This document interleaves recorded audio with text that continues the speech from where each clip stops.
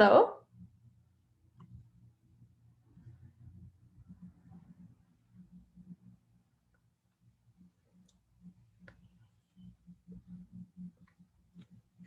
Hello. Hey! Can you hear me? I can. Yes. How are you? Good. I'm so happy that we're finally able to sit down. I've been on and off watching your stuff for a while now, and such interesting and informational stuff to share. And I just feel like I just want to expose you, like everybody needs to hear this stuff. So that's why I'm eager to Yeah, meet with you and just have you share your story and what you do so that, as many people can benefit from what you're saying and what you've done as they can. So I hope that I can help in that way. perfect. Um, Yeah. And I've been watching your journey too, especially I saw your last post from Lake Louise. So yeah, where are you from? I'm from Michigan, but we travel Okay, that's to, what I thought. yeah, we travel. Well, we used to travel a lot to Canada, but now, with restrictions, I can't. But Oh, we used to go to, I do. I yeah, do. we used to travel at least once a month to Ontario, along Lake Superior. So you're in Ontario, right? I am. I'm actually pretty north of Toronto, about 2 hours. Okay. So I'm in like a really kind of little teeny northern community. Which is lovely. I mean, I used to live in a busier city, and if I lived there, I probably wouldn't have gone along the path that I did. So I'm Interesting. actually kind of happy that, yeah, I moved to this really rural place. So do you want me to share my story about kind of what happened, what specifically in the world of autism, right? We want to talk about Yeah. remission and Yeah, tell me, I guess, who you are, your background, as far as, you're a legit, educated person, your background and all that. And then, you can go into your story. yeah. All right. So my name is Natalie. Oh, I have a partner coming into work here. Yes, thank you. Go lay down, puppy. Sorry, I have a friend. All right, so my name is Natalie Pelto. I actually spent the last 20 something odd years in healthcare as a frontline worker, specifically in diagnostics, specialized in CAT scan, X-ray, and bone mineral density. So I always tell people the inside of the body is something I'm very, very familiar with. And I also branched out because of what happened to our family into a really powerful, functional and integrated way of doing health that was very different from what I grew up with. Mm-hmm. And I ended up in multiple different certifications in nutrition, detoxification, nutritional therapy. Specifically now, in what we're going to be talking about is the my newest certification, which was so beautiful to learn about, is advanced child brain development with nutrition, which is right now not being talked about enough, especially in our schools. Mm-hmm. And I also have, I just came back actually from a very intensive lifestyle medicine program and course, which is now complete. I'm a little bit sleep deprived, but definitely a lot of education, specifically in the areas of the ability to create intensive lifestyle changes through remission and using nutrition and lifestyle. So that's where I'm headed. I still work in healthcare, so I'm still really, deep diving into the pandemic here. And I'm very, very privileged to live in a small town that has not been impacted probably as much as your town has in Michigan. But yeah, so Yeah. that's who I am.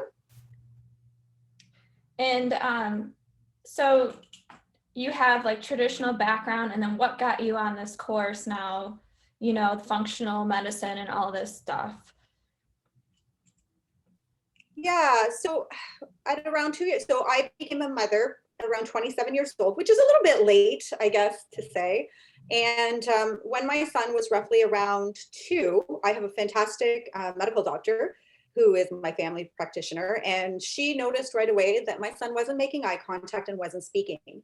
And this is a red flag nowadays, which if you don't know about autism specifically and in the realm of where we are today versus even 10 years ago, 10 years ago, it was roughly about 1 in every 80 children who would be diagnosed with the autism spectrum disorder. And now currently our numbers are just, propelling to being 1 in 57. Some people will say it's more close to 1 in 37 children.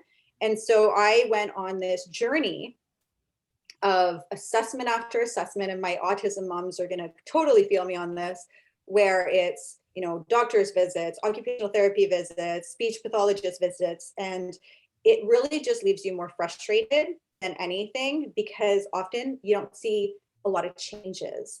And so when my pediatrician sat me down and said, I'm pretty sure your child has autism, and myself not really being exposed to a lot of autism, especially even at work, even though I work in a hospital, it was actually the most devastating thing a mom can be told is that, your child may never speak, your child may never communicate with other people, your child may never have a future. You worry about these, you think that the big things are the things that are going to matter for when you feel for your children, such as maybe they're never going to get married, but the things that really matter are really the little things. Like I would see two children laugh together, and it was the most heartbreaking thing to think that my child would never have that, just a connection to another person. And so I started researching, right? As we do. Dr. Google became my best friend and my worst enemy because doctors didn't have the answers. And the world of autism is growing in the sense that it's growing in autism numbers.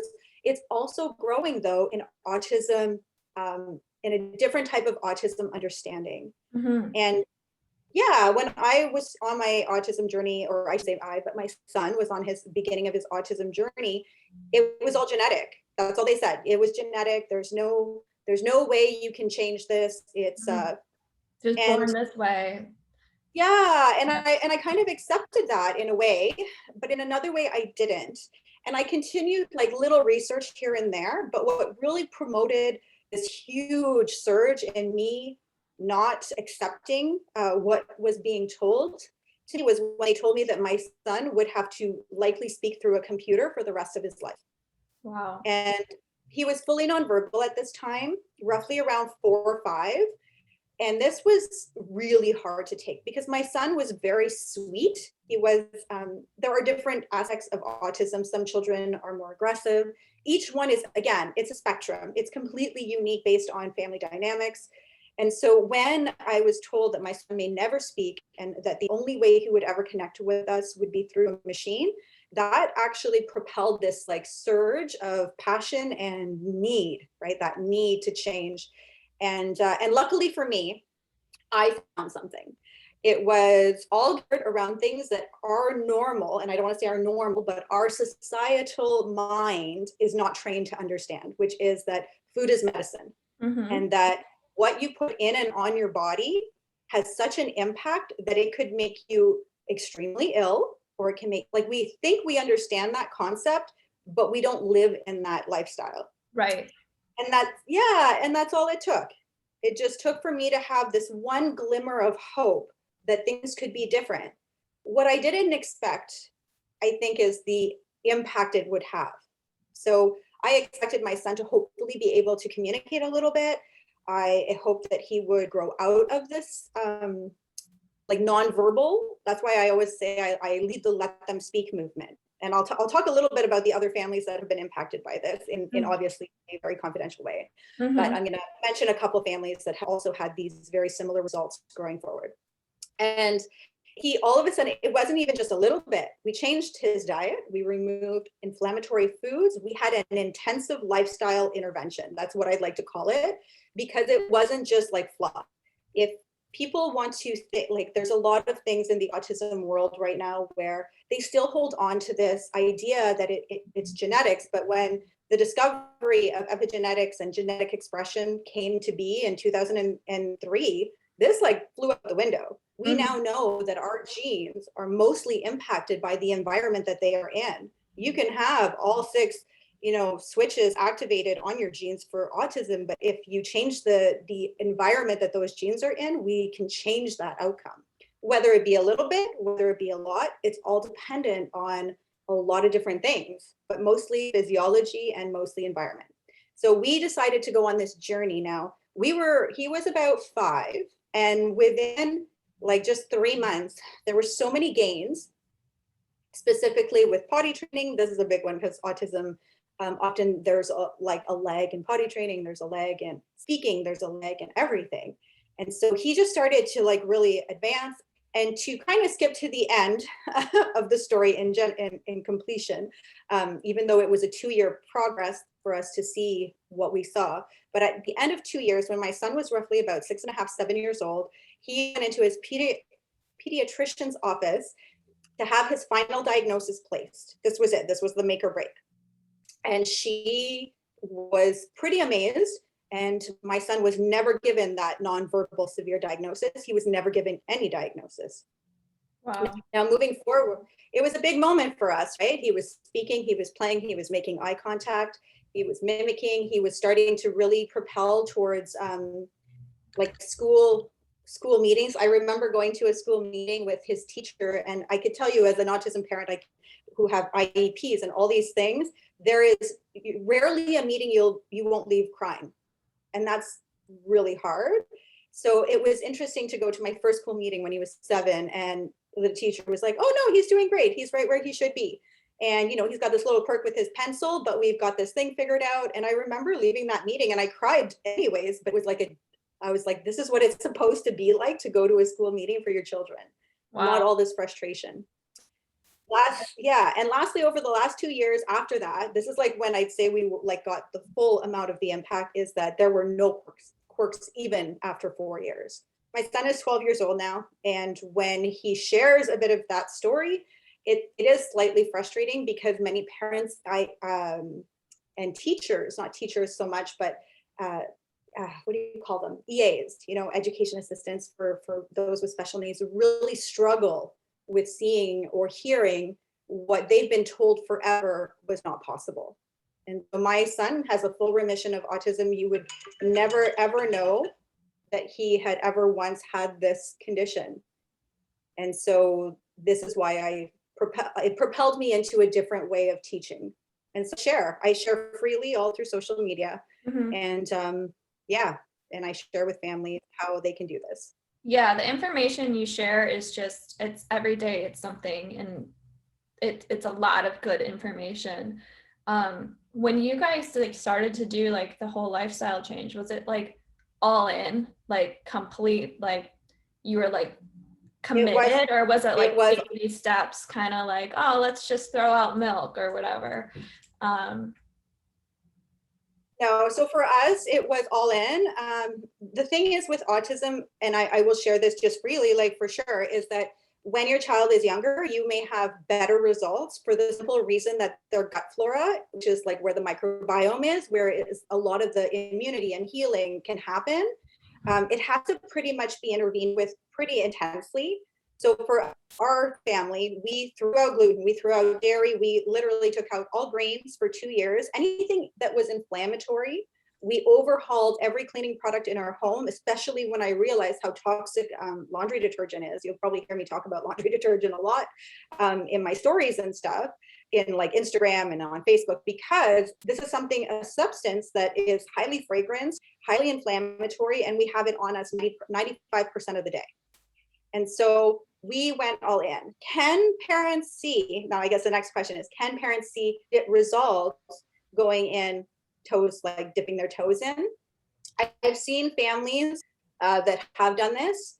They are generally the ones who do not move forward in the sense that, and that's being as nice as I can, they feel that kind of lifestyle is not attainable. And really the first thing I teach is the belief that it is. And so if you can't believe that you can do it, you're not going to do it. And it does take a pretty intense intervention. Yeah, now, I mean, I run a detox. No, go ahead.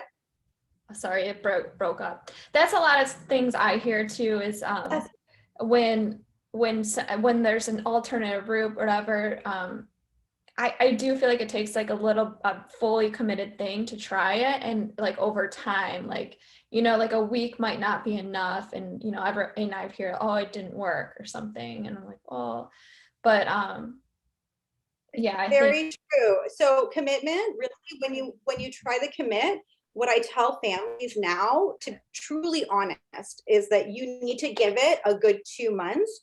And Mhm. that means being willing to understand you may see nothing change for that period of time. Right. That is very hard for families, and I get it, because it's a huge undertaking. It means changing and I'll give examples. It means changing your evening from watching Netflix to preparing food. It means reconnecting with going outside in nature and using oxygen from trees and the earth to walk on, versus what we're used to, which is really consumerism lifestyle of, we've been given all these distractions of life. Right. And I'll be 100% honest. If the parents aren't in, if they're just going to do this for the child and not for themselves, they will not have success. 100%. A lot of what autism, and from my understanding with a lot of other families, is autism heals not just the child. Autism heals the family and all the people that I've met who have had these, miraculous recoveries, which really now are we're seeing so much of. They're not so miraculous. They're starting to be mainstream. But the more we see that, the more that you'll hear the family say, well, our child we didn't just heal our child, we healed a family and our extended family. And it really pours out. But yes, I will definitely be honest in that, is that you have to give it a good 2-month commitment. Now, this is another thing too, just to share for those families who are really thinking about making these lifestyle interventions, is that sometimes, yeah, it's hard. I always tell them to start usually with trying to remove inflammatory things like gluten and dairy, and focusing on whole foods in a variety of multiple colors. Now, picky eating should be probably my most talked about subject, because picky eating is where families feel that they're not going to have success. Mm-hmm. Right? Autistic children are known to only like a few foods. And so picky eating is something that I teach freely about. So yeah, if you want some picky eating, it's at I am Natalie Pelto is the handle for Instagram. And I give lots of videos on picky eating conversions, and we talk a lot about picky eating, because trust you me, I have witnessed about 5 families that I've worked with through my conscious detox, right? So I lead a conscious detox that is safe for adults, but I also have a autism version for children who have ADD, ODD, autism spectrum, or even just children who their families feel have really, really been exposed to a lot of toxicity in the past. And we're in a world where that happens a lot more than people realize. To give you a roundabout idea, like, we are being exposed currently, like in 1 week, what our grandparents were probably exposed to in about 5 years. And that is substantial. Say that again. So we're being exposed to roughly in 1 week what our grandparents, toxicity wise, were exposed to in like 5 years. In the last 70 years alone, we as humans have created roughly about 80,000 chemicals, and we're still not like testing them fast enough for that. And they're putting them out for human consumption or utility, with only about 5,000 of that being tested. It's why PBAs have been removed, why certain pesticides, which they thought were safe before, such as glyphosate. And if you want to know, a big tip is, like, if you start checking your food for the glyphosate-free label. Glyphosate is a pesticide they use mostly in the United States, but because, for example, I live in Canada, we import a lot of stuff, right? We're north, so we often can't grow vegetables in the middle of the winter when it's snowing. Mm-hmm. But it's the real deal. Like, this stuff is known to just destroy in just a few servings the gut lining of your gut, which is where all of your immunity and your ability to heal is. And so these are just little tips of things that you can do, like right off the bat, like just diving in. So talk about detox and what's the importance of that for everybody, I guess. Probably my favorite subject. We should all be detoxing, like, so all detox the time. Yeah. So okay. So I'm going to give you guys 2 examples in the real world of what we can be doing, and I'll do it in a way that's quick and simple, is that when we get exposed to this, so if you look at the average woman, this is statistically speaking, before she leaves to go to work, she has generally touched or put on her body anywhere between 200 and 500 chemicals, whether it be eyeliner. So think about an eyeliner. It probably holds like 5 different chemicals. Think about washing your hands with your soap. Think about the floor you're walking on that you've probably used, I hate to say this, but Swiffer, and like your feet being the most porous part of your body absorbing that. So toxicity is literally ingrained in every single almost action that we do currently in Western culture. Now, before, our bodies had the capability of just naturally detoxing. Number one, because we had natural food that was available to us and we didn't have chemically created food. I saw a pretty powerful image on Instagram maybe just a week ago, and it was like 1970s. It was a picture of just a normal, very full beach. There was not one person who was obese on that beach. Everyone was in shape. The reasons are they had proper food, they had proper capabilities of their bodies and organs, naturally detoxifying themselves. So if we think about the 80,000 chemicals we've just put into our world that we're using, whether it be, you know, the popcorn bag you throw in the microwave, right? We're eating that. That's again another toxic substance. So we're ingesting it, we're putting it on our skin, and we're breathing it in constantly. So detoxing is currently, it's actually crucial. So there are 2 ways to detox, and most people are not willing yet. I'd like to see this change. They're not willing yet to live a lifestyle that is fully toxic free, that is pretty much mostly plant-based. And so what I run is like a 5-week program that's like an intervention, and I do it quarterly. So we're in the detox right now. Although people can enroll in the detox at any time and go through it, it's very well guided, very easy to follow at any time. Once quarterly, I run people with coaching calls to help guide them through the roadblocks that people usually get through. But it's a 4-week safe detox that's kind of like an intense intervention that's done safely through a process. People, and I use the word pop culture detox.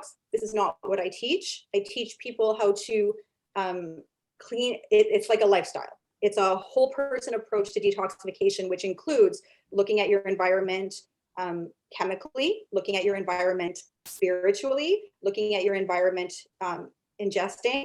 So it's really a whole process, and doing it over a sustainable period of time where people can leave that detox and have really up-leveled and gotten rid of deep-seated toxins that are, for example, lead is so deep in the tissues often, it's really hard. You almost can't detox it.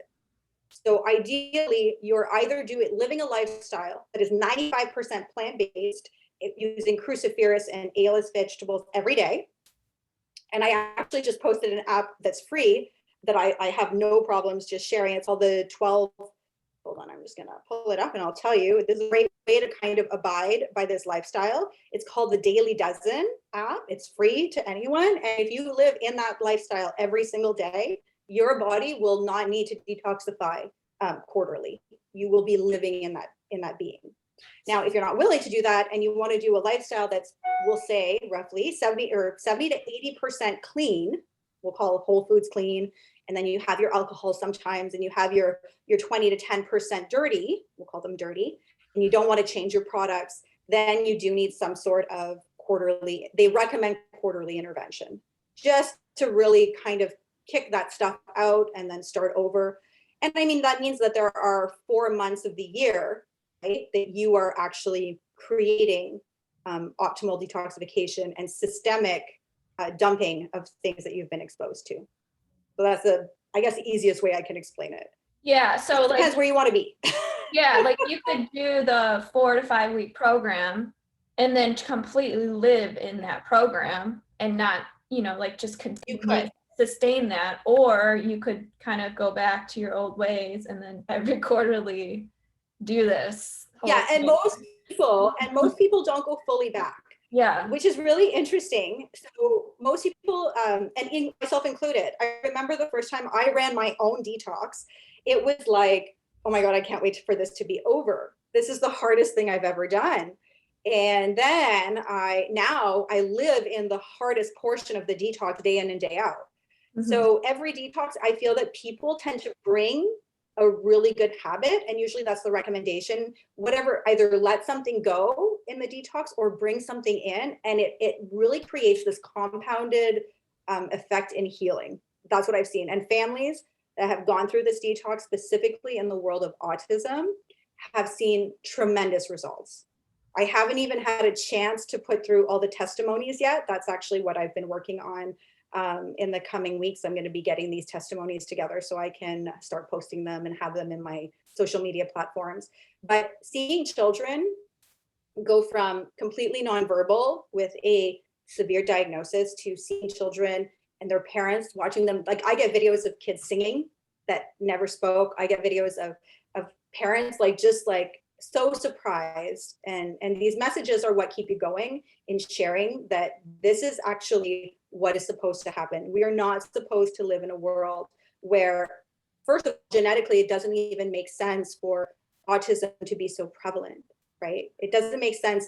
Like if you look at smoke, I like this example. If you look at smoking, our doctors used to smoke. It used to be literally promoted on every billboard. And then all of a sudden there was this huge rise in lung cancer. And I mean, it took a long time. Like the tobacco industry profits were huge, but they finally started to realize that this is not okay. We need to stop this. So unfortunately, I feel like things should be happening a lot faster because these are our children. These are the future of our collective. And what I'm seeing is this trend, right? 80,000 chemicals invented, bad food, and we're eating it, we're putting it, and then we're seeing this rise, this exact steady rise of autism, like that matches, if you look at the curve, it matches exactly as lung cancer did. Now, there are different forms of autism, and I get a lot of backlash sometimes from the autism adult community. So I'm going to address that too, is that autism, if you are a high functioning autistic person and you want to identify with that, there's actually nothing wrong with that. If you are in your zone and you feel happy and fulfilled, then there's absolutely, never let someone tell you there's something wrong with you. There's a big difference than having someone who cannot speak and communicate versus someone who can, be part of society in such a great way. Right. So I wanted to say that too, because it's something that comes up a lot, is that this isn't a fight. We're here to bridge our future generations. There's the ability to grow from this, and we should do better if we know better, right? Right. Yeah, yeah. They're like the resistance is kind of confusing sometimes, like where that is. I think it could be like just old beliefs or what someone learned in school. Can be really, hard to like change your whole way of thinking about things. Just like you said with the whole gene thing, like for how long we've all known, like, it's genetic, but then, turns out it's not. Same with cancer. It's the same with cancer. It's the same with diabetes. Yeah. I just spent 5 days in a lifestyle program that where there are physicians. This is like such a hopeful thing for our future, but where physicians were trying to drill into other physicians in a nice way. If you have a person come into your office that all of a sudden has diabetes, you have to stop telling them that this is just genetic or this is what they're being given is just this medication. No, you need to tell them they can reverse it. Right. So the dialect, the narrative, it's changing. Good. Well, that's good. So that's good to see. Yeah, it gives me a little bit of hope. Super slow, and I feel like for a medical person, like I'm not trained in that stuff. Like I have like yoga background training and alternative healing type training. I feel like it's something that's just like, I've known that, but why I don't understand why like intellectually it's taken so long. I hate to say it as someone, I just want to say something about the yoga training. Don't like discredit that as being something that is not medically background. So I'm going to share just a little something as someone who actually has almost completed a yoga training as well, is that I learned a lot in there that they don't teach medical people that are now being taught to medical people. Exactly. Like just in the last coming few years. That's great. Yeah. It's such a separate, like, I hate to say it, it was like they threw the scientists out into the world, right? Like, let's just say when we were all of a sudden smart enough to create things, they were like, okay, let's do the science thing. Mhm. And we feel that science, and in this day and age, I'm kind of rolling my eyes because science is evolving. And so there comes a time where spirituality and what has always been part of well-being is going to meld with science. It has to. It has Because it is one and the same. right. Yeah. So we're slowly seeing it. Can you talk about like ADHD as well, the connection with autism and all of this? Yeah. Is that part of this? Yeah, so it's really interesting. So I'll share a little bit. In my course specifically, I'll share some tips on ADHD. It actually is looked a little differently than autism, but yet has the same possible results as when you treat autism. So if you actually, I'm going to give a name here. So Dr. Natasha Campbell McBride, she was the first touch, I'm going to call it, the first touch that I was willing to believe could change our son's life. My next touch was Dr. Mercola, which has been slandered in current times, which is not okay, considering his impact of service in the world prior. Mm-hmm. So those two names have had huge impact in the ADHD and autism world. Now, they fully believe, and I'm using them because this is a little bit different from my course. I'm going to give you guys two different versions of understanding this. So they fully believe that autism, ODD, ADD, ADHD, schizophrenia are umbrellaed into under this very specific gut healing protocol. Okay, so that they're umbrellaed in the sense that they're just different versions of each other that are a little bit, some are more severe and some are not. Now, my course, though, spoke very heavily on autism. Surprisingly, this was really exciting to me, on autism being a toxic environment disease, or I shouldn't call it a disease, but illness condition. ADHD was talked about a little bit differently with a few more genetic factors, but the outcome was the same. A lot of things that people don't realize that sometimes will propel ADHD is, and that I've seen massive amounts of shifts in ADHD is removing food colorants. A lot of people don't realize that 2 food colorants put together often will actually expedite the toxicity level and neurotoxicity and excitability ×7 versus just them counterparts separate of 1 to 1. So when you put 2 together, you think that 1 equals 2, but really is doing +7. That's substantial. So food colorings, removal of that, amazing, amazing, amazing changes in children who have ADD and ADHD. The other thing is children who have ADD and ADHD are often choosing juices over water. And so up-leveling their water intake creates a massive amount of focus for children who have ADHD. The other thing is really focusing on gut healing, probiotics, and omega-3s.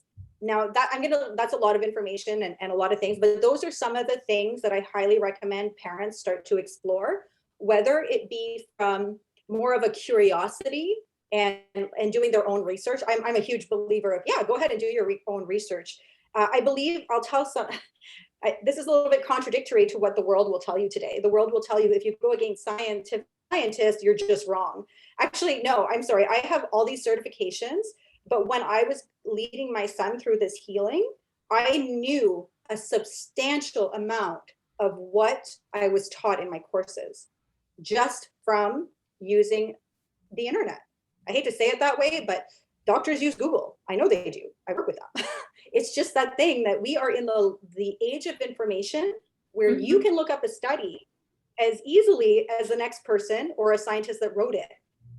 I'm a little bit miffed right now with what I see a lot out there is like, oh, you can't do your own research. We're just all, so smart. Yeah, we are all smart. I'm sorry. Right. Like, yeah. I'm not. Yeah. Like we actually we actually are reading like legit studies that maybe even doctors aren't. They're kind of ignoring some of them. So like in a way, like we are all kind of not leveled, but we do have access to the same information, like you said, which is pretty amazing. It is. And I think that's. Sorry. Yeah. You wouldn't have found What's that? You lagged. you wouldn't have found the journey, you wouldn't have been on the journey that you've been on if it wasn't for the internet and what you've gained from it. Oh, that's right. Actually, when I was on my journey, I actually accidentally misspelled something, the internet, that brought me into this world. Wow. And it was probably, yeah, I always say that was like, I found what I needed and it found me at the right time just by accident. Well, maybe not by accident. I don't really believe in accidents, but right. it just was one of those things. And I think that the most value that I got through our journey was actually watching other moms do what we were doing. And I think that that's why I feel that there's power in sharing your journey. And I feel that moms who are going through the thick of it should really be sharing what they're doing, because they have no idea how many people they can touch. And seeing someone go through it and the belief that it creates is more powerful than even me working with someone, because we're healed, right? Like, there's a lot of benefit to working with me. That's not what I'm saying, because that would be really silly of me to say. But at the same time, when you see the belief, when you see the stories in action, that creates a type of belief that nobody else can give you unless they're going through it. Right. So it's really powerful. Understanding. So yeah, I hope that answered your question for ADHD as well. Yeah. So do you think that there is, it's all science behind that, like it's a brain thing, or is it, I guess, is it somebody's will driving the ADHD? Like, I guess what I'm trying to ask is. So for ADHD, I do understand the question. Yeah, it's so it's a bit of both, I guess, is the answer. Some of it, so I actually know a fantastic physician who has ADHD. So it's interesting to see it, and I'm seeing it day to day. She has a belief that she is going to heal her ADHD. So it's really interesting to, as an adult, when you have ADHD, to see your past journey and your exposures a little bit different.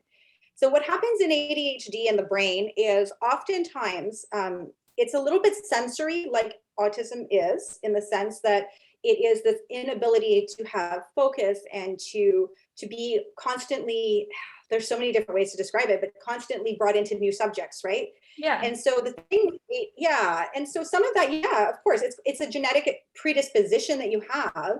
Your environment could make that predisposition worse or better. Mm-hmm. And it'll always come back to the genetic environment. So what I like to tell people, especially with ADHD, is it in the brain? That's where it is happening. So the connective tissue, so we have these parts of our neurons where it's called synapse, right? Where we have the ability to send off firing, and they don't touch, but they literally are close together, and they throw off things like dopamine, which are chemicals. Mm-hmm. And so what happens with autism and ADHD is that these little chemicals that are supposed to like bounce in here and attach to these little receptors, they often will sometimes just like either go sideways or whatever, and then they don't get reabsorbed and they don't have proper attachment. Now, interestingly enough, remember I told you about omega-3? Mm-hmm. Well, omega-3 actually is what all of this is made out of. So if you don't have omega-3s in your body, you're not going to have a good connection. So I think that that's a really powerful tool. Mm-hmm. But when, like, for example, when they give ADHD patients medication, all they're trying to do is create a better connection for that chemical to attach. Mm-hmm. There are a few side effects to that too, though, where sometimes that happens, right? That dopamine will, I'll just say examples, that dopamine will attach, right? Which is the feeling of being focused and at attention and seeing on the next task. So dopamine is this not like super feel good like serotonin, but dopamine is what hunters, I'll say, used to see like that broken branch, and it was like that little hit that would tell them they're close to their target of possibly mm-hmm. getting meat for a month. So mm-hmm. it creates this like need. So it's something that is a little bit often not in the proper, like people who have ADHD, they're just not formed that properly. That's interesting. So the problem with and the problem with a little bit of medication is that it is great in short term. It's that long term, when that dopamine attaches to the cell receptor, it's sometimes not being, sure, it stays there longer, it doesn't get reabsorbed. And that's what we do. When that is actually stuck like this, it's like we have this like constant share. It's like, okay, it gets used, it gets reabsorbed, and then it can get used again, and it keeps going. Whereas if you're using certain medications that are meant for short-term, long-term, that reabsorption isn't happening. And so you're not making as much serotonin or dopamine that you were before. So there are trade-offs to everything. And it was interesting to listen to physicians speak about it, but in the long term, ideally, you're doing the practices of detoxification, natural living, lifestyle medicine, sleeping, using, water as medicine, and just really focusing on healing the gut. Yeah. So I hope that kind of answers. There's a lot that goes on in the brain that people don't realize. Totally, yeah. And like part of me is like, well, are people just not like interested in, what someone's saying? But like I think there's probably like a little bit of that. But then when you maybe there's like an extreme scenario too, where doctors, a lot of them just don't know. Yeah. They just don't know.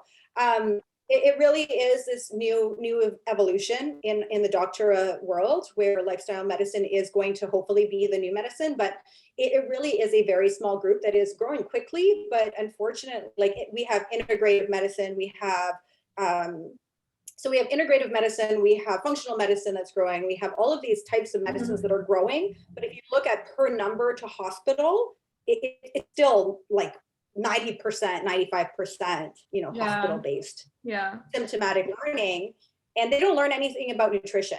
I have a lot of physician friends, and it's the truth. It's just that if they want to educate themselves in understanding the body, they actually have to go out and get extra training, which at that point, it's a little bit, they won't all do that, right? Yeah. But I think that's a little bit, and if patients don't know about it, then they don't have access to it. Right. Yeah, it's something they would have to want to hopefully find on their own. And with the thought that it doesn't exist, it's hard for them to find. So with numbers on the rise, is it truly that there's just more people that are like this, or do you think it's always been this way and we're just diagnosing more? No, 100%. I think that back in the day, there was for severe autism, there is genetically 100% autism. Children are born with it. They are also normally born with multiple other genetic factors. So that is a 1 in 10,000. What regressive autism is different. And if you look at our school system today, you're looking at the average of half the class having some sort of learning disability, that even when I was in school, there may have been one student. Same. So 100%, this is not just an up-level diagnosis. This is something that has to do with our environment that we are putting our children in. And some children are still not even being diagnosed. Like the numbers are actually higher than what they're saying. Wow.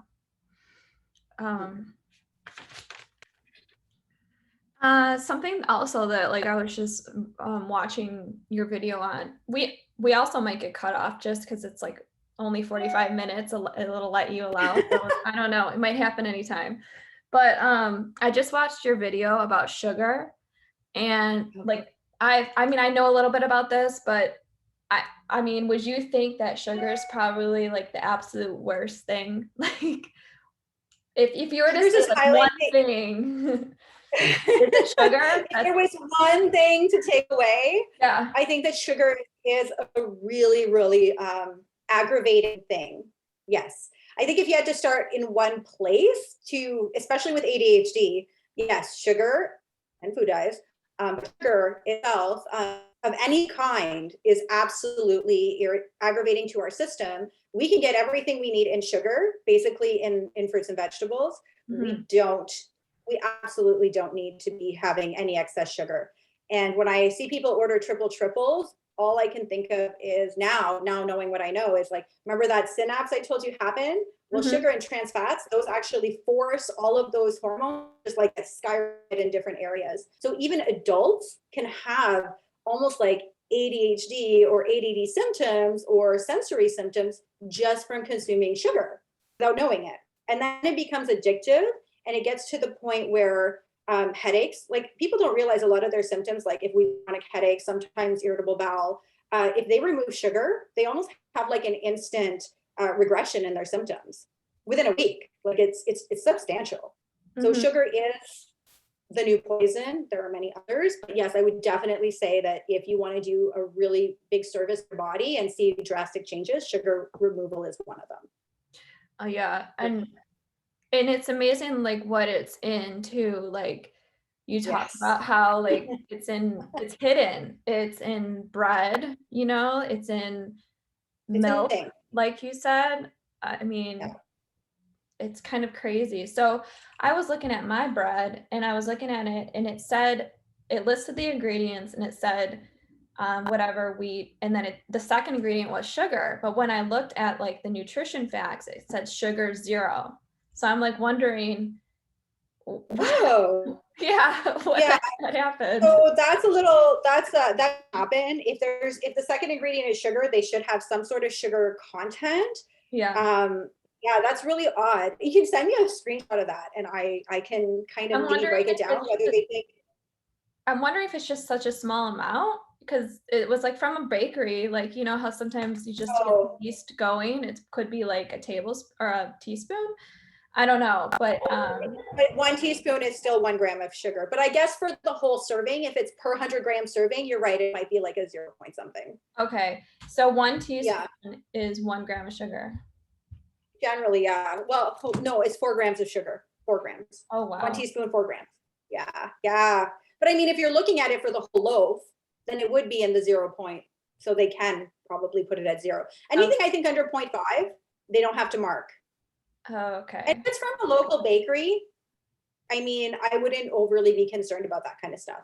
It's more the commercial. It's like that white Wonder Bread. Or the ones that have, and I don't want to call out just one company, that's not fair. If it has high fructose corn syrup, it's even worse than having pure sugar. Always choose the one that has sugar versus something that's chemically induced that causes even more glucose spikes. Right. And then I forgot what else you were saying.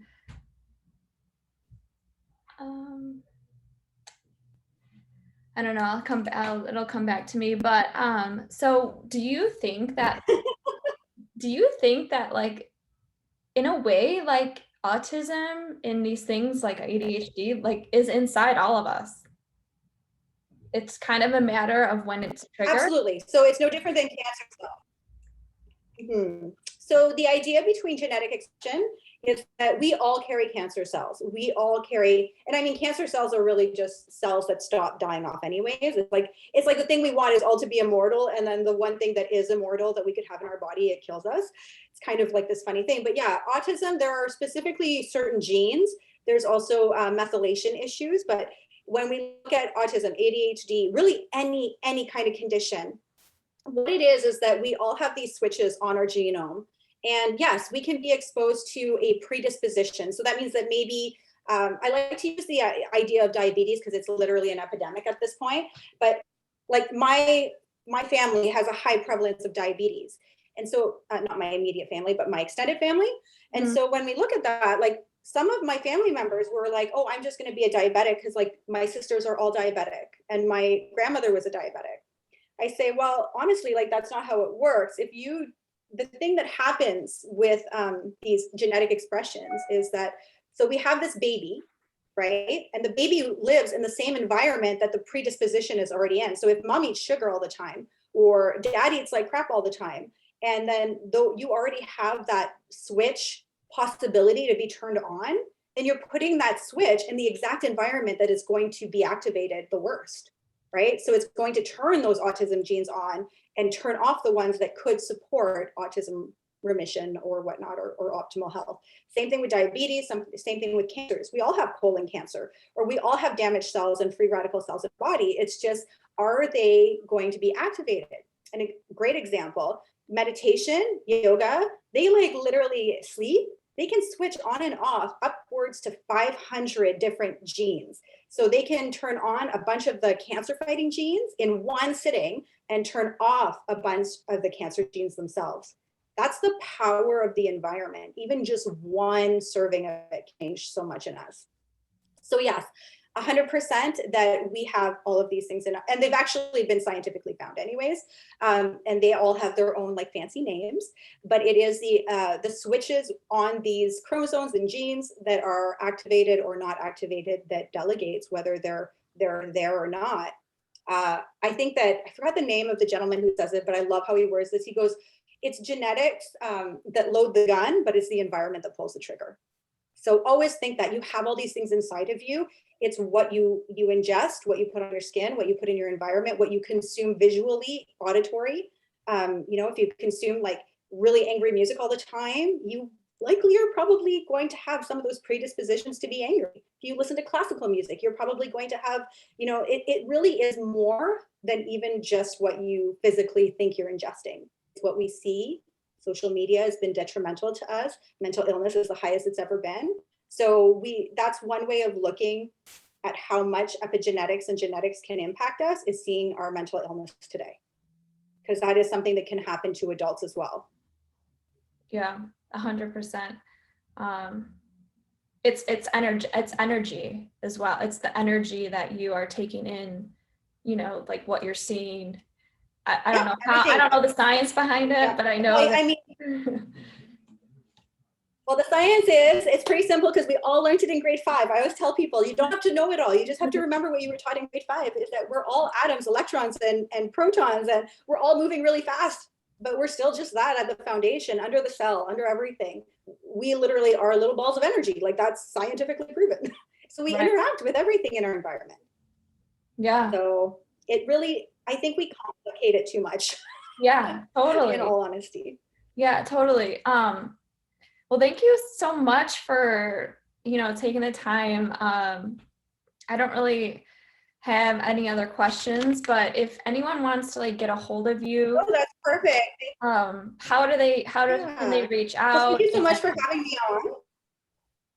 Yeah. So the easiest way to reach out to me is probably by email, because I do check my email more than I check social media these days. So it's emdhealers@gmail.com. I also have a website at www.nataliepelto.com, just to keep it simple. I kept it my name. And then on Instagram, it's at I am Natalie Pelto. Actually, if you put Natalie Pelto in any pretty much social media other than Twitter, you will find me. And the actual company name is EMD Healers, for Essential Modern Day Healers. And I have an adult, so I have my autism account, my supporting families account is under I am Natalie Pelto. My supporting adults account is under EMD Healers.